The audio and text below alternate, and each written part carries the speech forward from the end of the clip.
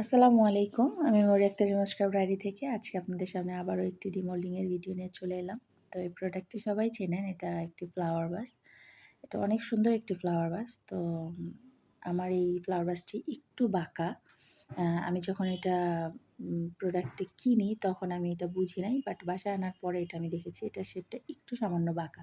তো সেক্ষেত্রে জিপসাম ঢালার পরে এটা আমার হাত দিয়ে সুন্দরভাবে গোল শেপ দিয়ে ধরে রাখতে হয় জিপসাম জমাট বাঁধা পর্যন্ত। যার কারণে আমি ভিডিওটি পজ করে তারপরে এটা হাত দিয়ে ধরে রেখেছিলাম যতক্ষণ না জিপসাম জমাট বাঁধে। অনেকেই মনে করে যে এই কাজগুলো করা হয়তোবা অনেকটাই সহজ। না ভাই, এতটাও সহজ না। আ কিছু, কিছু ক্ষেত্রে ইজিলি হয়ে যায়, আবার কিছু, কিছু ক্ষেত্রে অনেক বেশি হ্যাসেল হয়।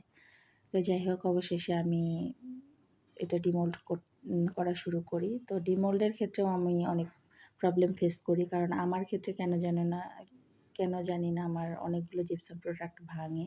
বিশেষ করে যে প্রোডাক্টটা আমি অনেক হোপ নিয়ে বানানোর ট্রাই করি বা এটা আমার অনেক বেশি ইম্পোর্টেন্ট, এখন আমার এটার অর্ডার আসছে বা এটা আমাকে ডেলিভারি দিতে হবে তাড়াতাড়ি বা এটাতে আমার কিছু ড্রয়িং করা বাকি আছে, সেক্ষেত্রে আমার প্রোডাক্ট ভাঙবেই।